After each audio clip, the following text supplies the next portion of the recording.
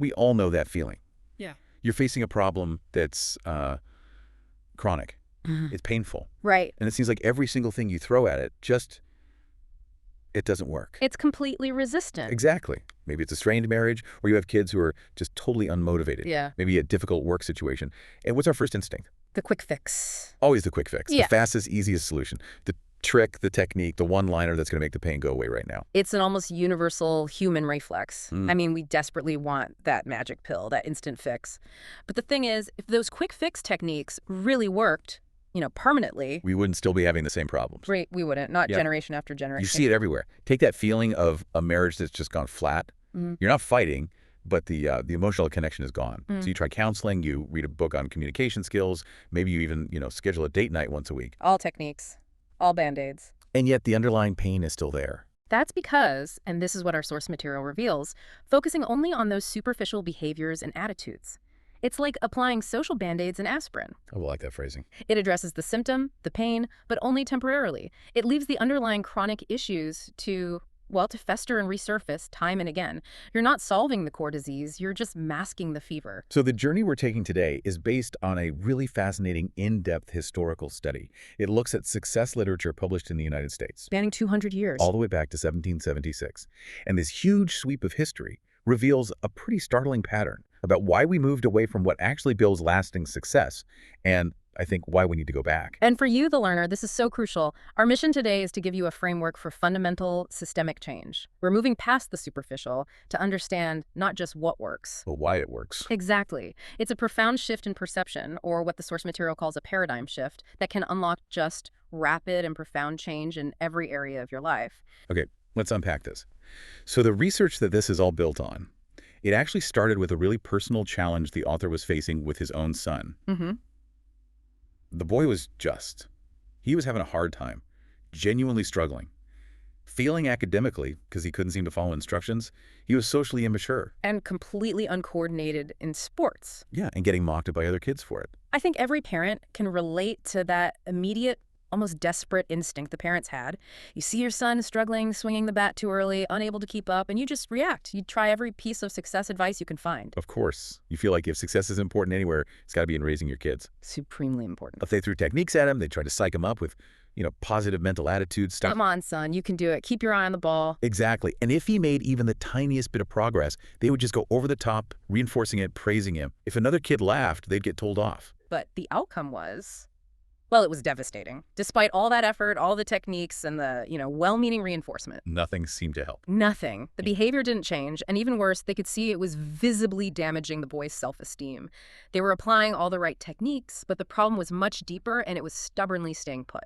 And it was this personal failure set against his professional research into historical success that led to this defining concept, the two ethics that have governed how we view achievement. That's the historical discovery. The research shows that for the first 150 years, from 1776 up to the early 20th century, success literature was almost entirely centered on what's called the character ethic. The foundation. The absolute foundation. Success was rooted in principles like integrity, humility, fidelity, temperance, courage. Justice, patience, industry, the golden rule. Exactly. You see it in Benjamin Franklin's autobiography, right? Yeah. He was meticulous about cultivating these specific virtues.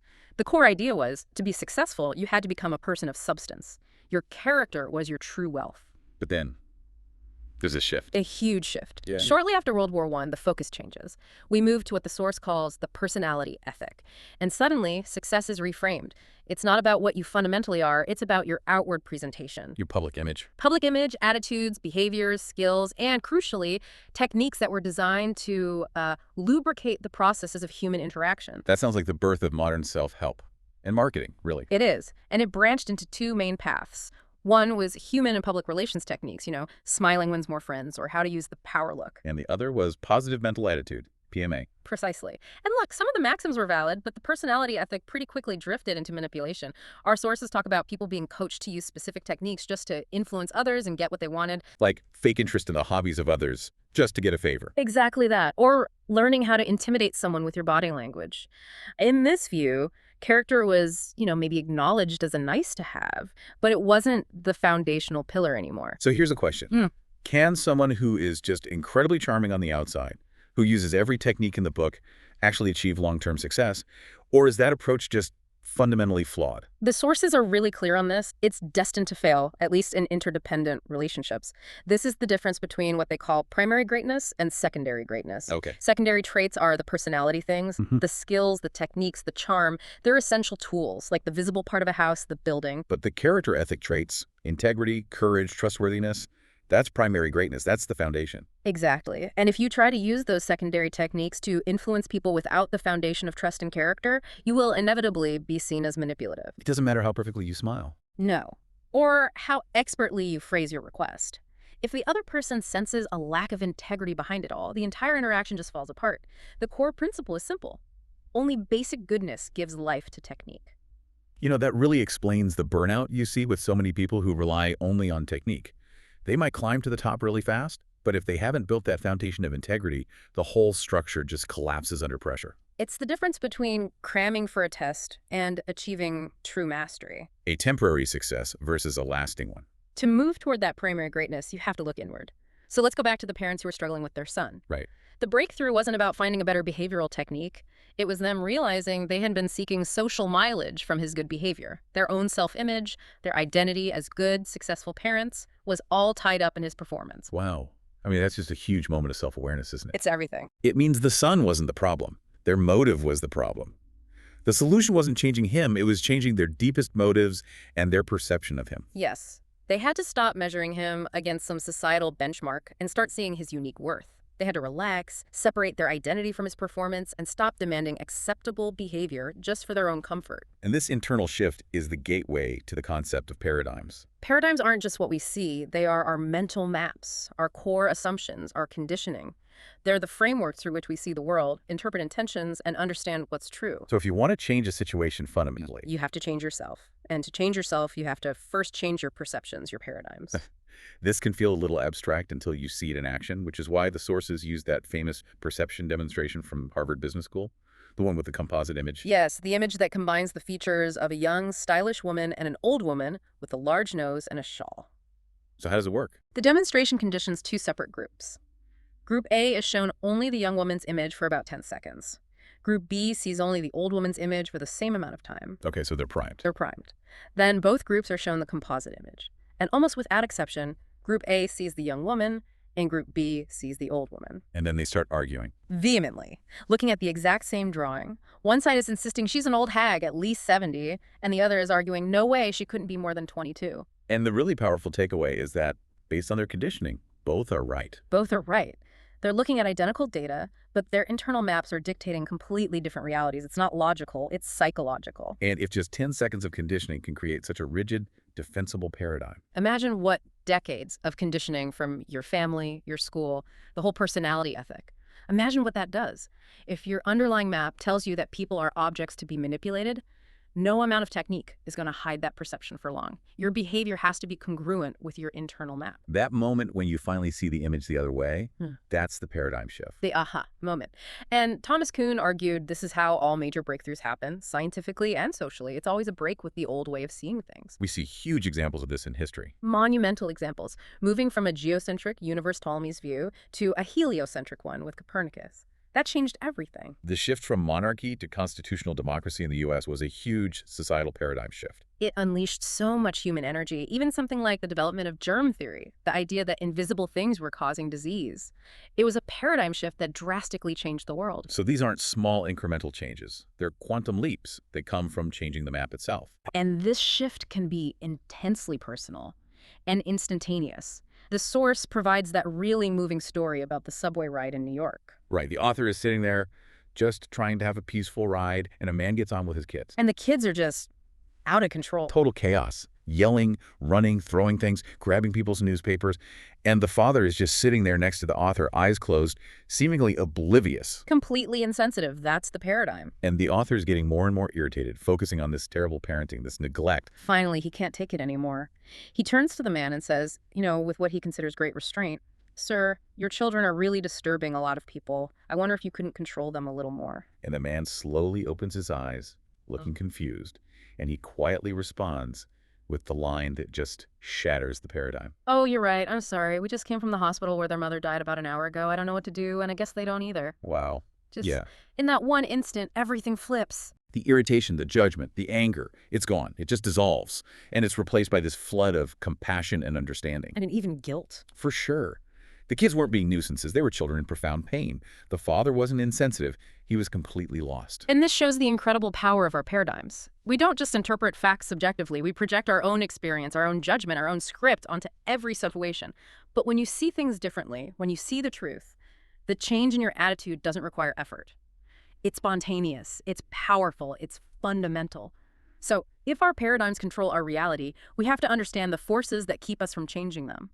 And our current social structure is filled with philosophies that basically argue we're victims of our circumstances. The sources identify 3 of these widely accepted social maps that try to determine our nature and really excuse our choices. And they're tempting because they offer a way out of personal responsibility. The first one is genetic determinism. Right. This is the idea that your failures were baked in before you were born. It's just my temper. My grandmother had it. Or I was born this way, so I can't change. It's in your DNA. The second is environmental determinism. This blames everything external. My boss makes me mad. My spouse is unsupportive. The economy is terrible. It's the someone or something out there is responsible for my situation map. And the third is conditioning determinism. This is the Pavlov's dog model. We're just conditioned to respond to stimuli. The phone rings, I answer. My boss yells, I shut down. We're just products of our training. But the most compelling, almost devastating counter-narrative to all of these maps, it doesn't come from a lab. It comes from the most horrific conditions imaginable. The Nazi death camps, through the experience of psychiatrist Viktor Frankl. Frankl was stripped of literally everything, his family, his possessions, his dignity, his name. Yet, using his human endowment of self-awareness, he discovered an ultimate truth about human nature, a small, essential space that could never be taken from him. And that profound discovery was the irreducible human freedom, that between stimulus and response, man has the freedom to choose. Yes, they could torture him, starve him, break his body, but they could not take away his power to choose his response to his circumstances. He found that even in those conditions, some prisoners chose nobility and sacrifice, while others chose depravity. The conditions didn't determine the character, the choice did. And this power of choice is enabled by those uniquely human endowments that separate us from animals. We have self-awareness, imagination, conscience, and independent will.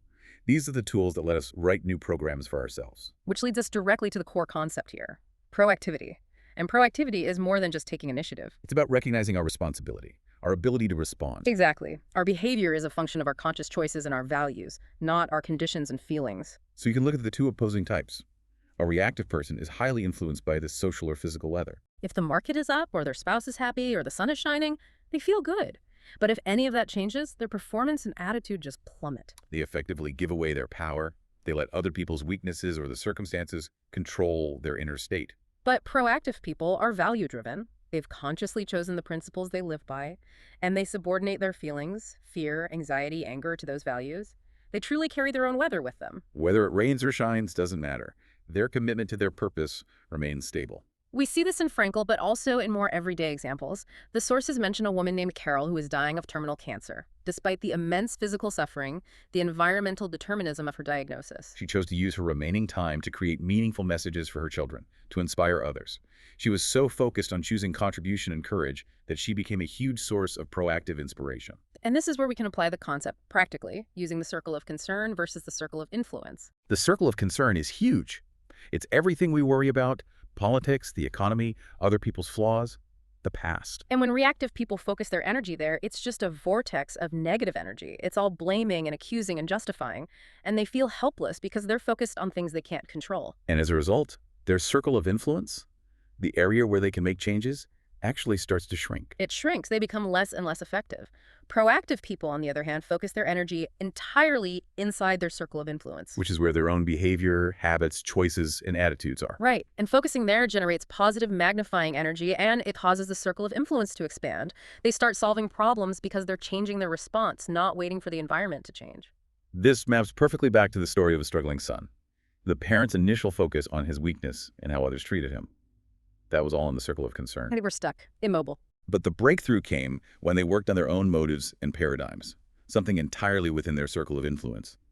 By mastering themselves, they were then able to influence the environment for their son. And you can tell where you're focused just by listening to your language. Reactive language is all about the haves. If only I had a better boss, or if Yeah. only I had more time. I'll be happy when I have my debt paid off. It's all outside-in thinking, waiting for the external world to give you permission to change. Whereas proactive language is about the bees. I can be more patient. I can be more diligent. I can be more respectful. It's the inside-out approach, recognizing that the most powerful leverage you have is your ability to work on yourself. And this brings us back to that painful marriage example from the beginning. The man who says his marriage has gone flat, that he doesn't love his wife anymore. He's treating love as a reactive feeling, an emotion that just vanished. But the proactive counsel is so simple and so transformative. Love her. And when he protests that the feeling isn't there, the reply is even sharper. Then love her. If the feeling isn't there, that is the very reason you must love her. Because love is a verb. It's a verb. It's a proactive, value-driven choice and an action. If you act with love, with sacrifice, service, commitment, the feelings will follow. But you have to choose the action first. The proactive person defines love as a choice. The reactive person defines it as a feeling that happens to them. Okay, so proactivity habit 1 gives us the ability to choose. Now we need a way to measure whether those choices are actually leading us towards sustainable success. Right, and this introduces the core definition of effectiveness, which is rooted in that ancient parable of the golden goose. The fable is so simple. A farmer discovers his goose lays golden eggs. He gets greedy and impatient, so he kills the goose to get all the eggs at once. Only to find nothing inside. He destroyed the source of his wealth. And this fable defines effectiveness as the PPC balance. P stands for production, the golden eggs, the results you want. And PC is production capability, the producing asset, the goose itself. True effectiveness means you have to balance getting the results you want with maintaining and enhancing the capacity to produce those results. And this is where the quick fix of the personality ethic just fails again and again. Because it's an intense P focus, with no regard for the PC. In the physical world, this is obvious. If you run your lawnmower for 2 seasons without any maintenance, just constantly focusing on cutting the grass, the engine will eventually seize up. You destroy the asset. The PC is gone, and production stops for good. But the imbalance is so much more insidious with human assets, like in a relationship. If 2 partners are only focused on getting their own golden eggs, their immediate needs, their control, their gratification, they become insensitive and manipulative. They neglect the small, consistent acts of kindness that maintain the relationship. They start nagging, complaining, using control levers to get what they want right now. Yep. They might achieve a temporary P, a clean house or a quiet evening, but the relationship, the goose, gets sicker every day. Trust erodes. And that means the next P goal is exponentially harder to get. This tension is constant in parenting. The goal is a clean room, P. Yeah. The asset is the child, PC. If the parent gets that clean room by yelling, threatening, or undermining the child's self-worth. They got the golden egg, but they damaged the goose. They've lowered the child's internal security and the quality of the bond, which just makes the next P goal that much harder. Which is why consciously investing in PC, even if it means sacrificing some short-term P, is the hallmark of effective people. The author's story about taking his daughter on a date illustrates this so well. The daughter was hesitant. She knew her father wasn't into her favorite kind of movie fantasy, but he insisted. He promised to do whatever she wanted. So she chose Star Wars. And she immediately started challenging him, saying he wouldn't like it because he didn't understand the philosophy of Jedi Knight. The father, guided by his values and his PC motive, immediately shifted his paradigm. He didn't just sit through the movie, he became her student. He asked her to explain the deep meaning of the Jedi training. He realized this was a moment of profound, unscheduled connection. He wasn't aiming for a specific goal, a P. He was just investing in the relationship, the PC. And the spontaneous reward, that beautiful bonding experience and the teaching moment, was a serendipitous golden egg. If he had insisted on his preferred movie or just sat there silently resenting it, the asset would have degraded. This principle is just as critical in organizations. We've all heard about the manager who gets phenomenal short-term results by driving the machinery or the employees relentlessly. They get promoted, but they leave behind a dying goose, either worn-out equipment or a burned-out, resentful team. This lack of PPC balance is a failure of integrity. It's sacrificing long-term viability for short-term gain. Which brings us to a really crucial human asset insight. The PC principle means you must always treat your employees exactly as you want them to treat your best customers. Because you can buy a person's physical labor, their hands and their back, but you absolutely cannot buy their heart, which holds their loyalty and enthusiasm, and you can't buy their brain, which holds their creativity. In modern knowledge work, the heart and brain are the real golden goose. Absolutely. If your employees feel manipulated, used, or just ignored, they're essentially volunteering only their minimum effort, and the capacity for innovation just vanishes. So if proactivity habit 1 gives us the freedom to choose, then personal leadership habit 2 is about making sure those choices are guided by a destination, a purpose. And this is where we get the fundamental principle of the 2 creations. All things are created twice. The first creation is mental, the blueprint, the visualization, the vision.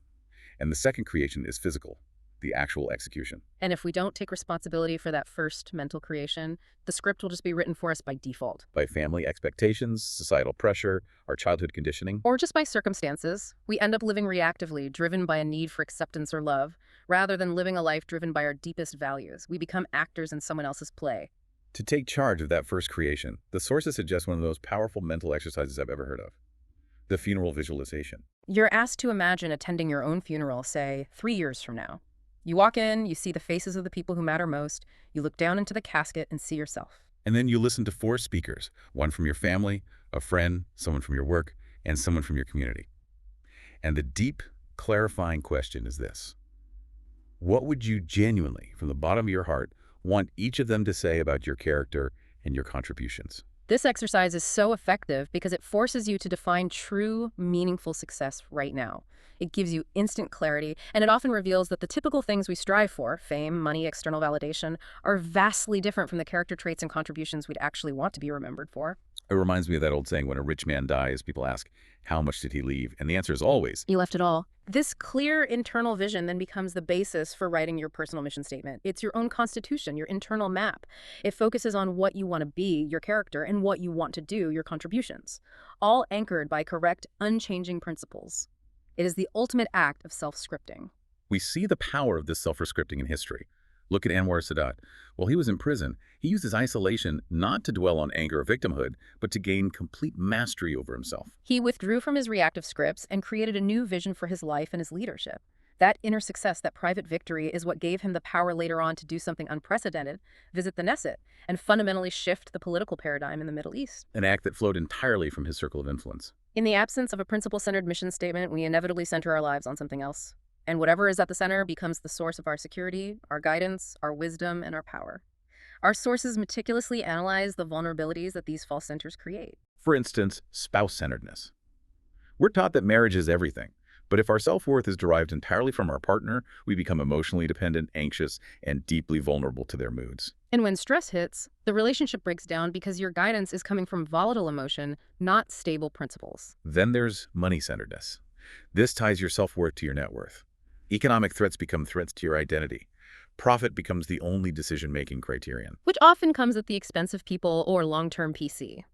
Contrast that with the story of the father who deliberately chose to miss a critical work call to take his kids to the circus. He said, "The work will come again, but childhood won't." That's a principle-centered decision overriding a money-centered impulse. Or pleasure-centeredness. Yeah. It's all about instant gratification, which leads to a constant need for a bigger high just to avoid boredom. Your capacity lies dormant. You interpret all of life in terms of the immediate pleasure it provides, which ultimately leads to deep dissatisfaction. And one of the most damaging is enemy-centeredness.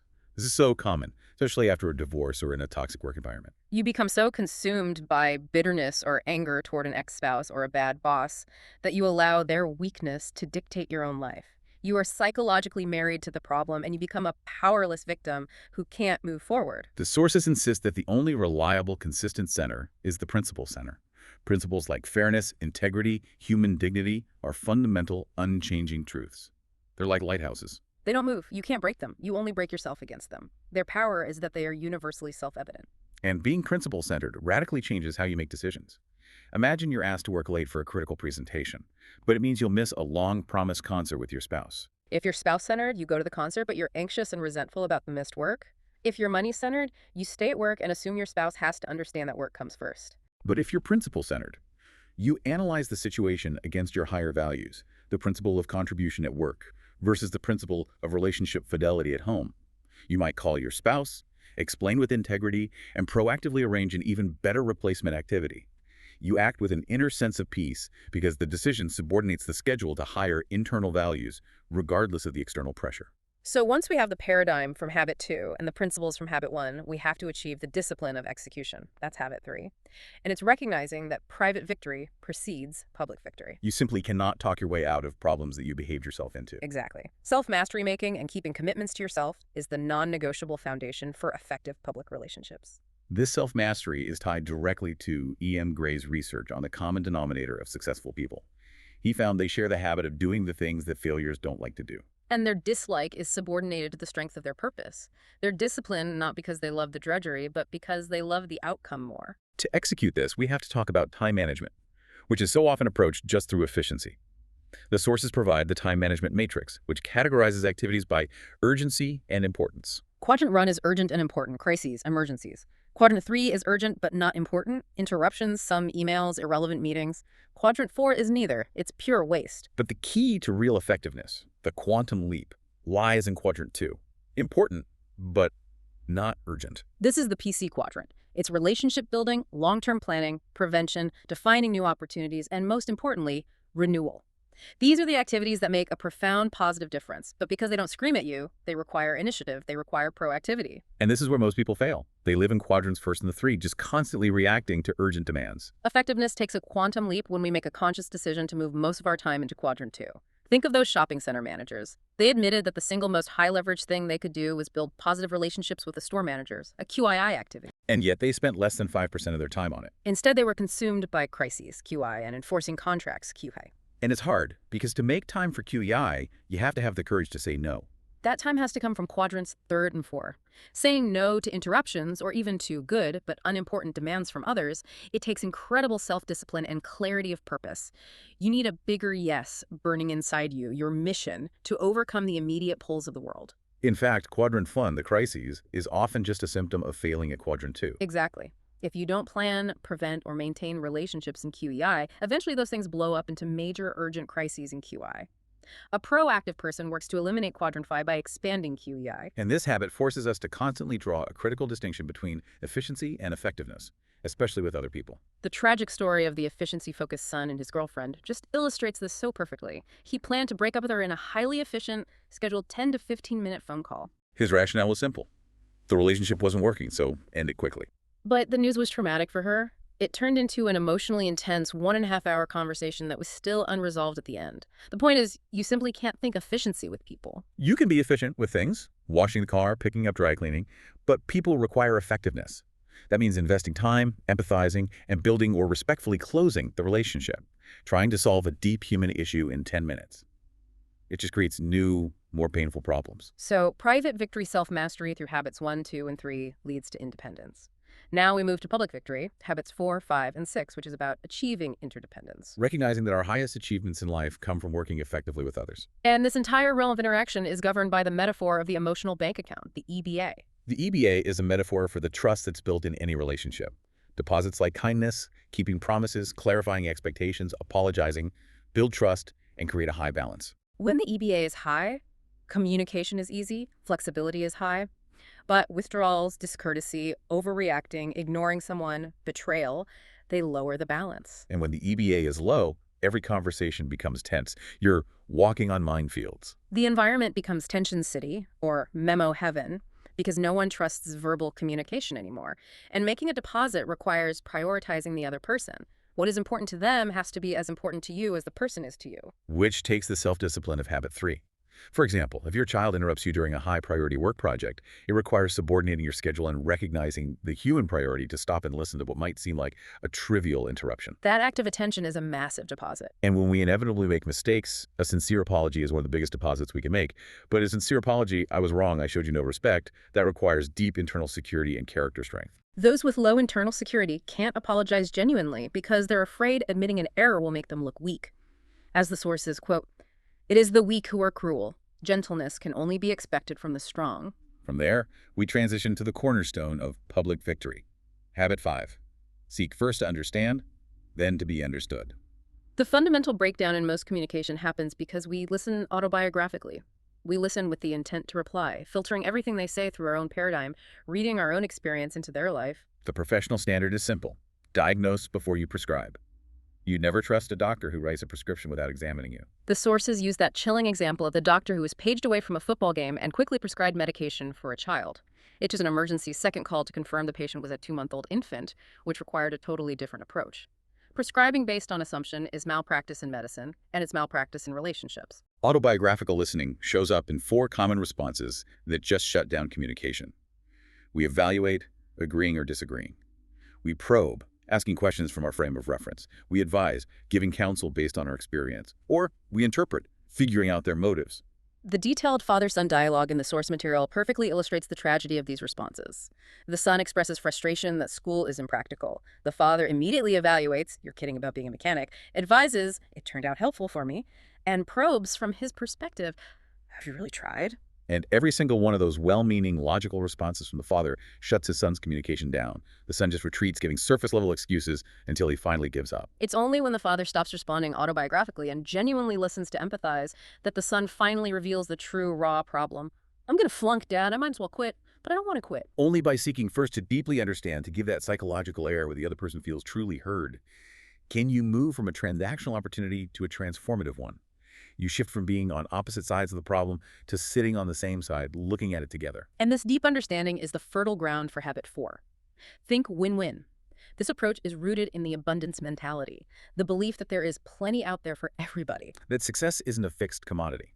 And this mindset flows from a deep internal sense of worth that you achieve through private victory. The alternative is the destructive scarcity mentality. This sees life as a zero-sum game, the belief that there is only one pie. People with this mentality struggle to share credit or recognition. They struggle to be genuinely happy for others' success. Because in their mind, if someone else gets a slice of pie, that means there's less for them.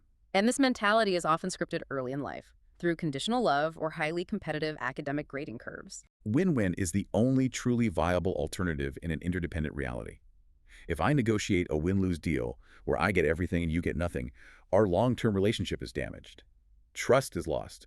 My short-term P becomes a long-term loss of PC. That's why the concept of win-win or no deal is the ultimate power move. The source material tells the story of a small software company president facing a tough client, a major bank that wanted to terminate an $84,000 contract because of internal chaos. And the small struggling company desperately needed that money. They had every legal right to enforce the contract. So on the brink of financial disaster, the president chose win-win or no deal.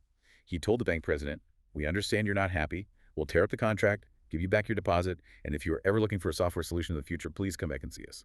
He walked away from $84,000. I have to ask, for a struggling company, is no deal really a practical choice? That seems incredibly risky. It seems risky only if you prioritize short-term P over character and PC.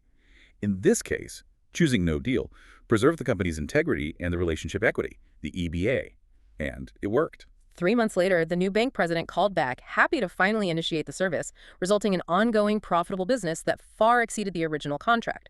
The principal paid exponential dividends. Finally, trust, integrity, and understanding pave the way for habit 6.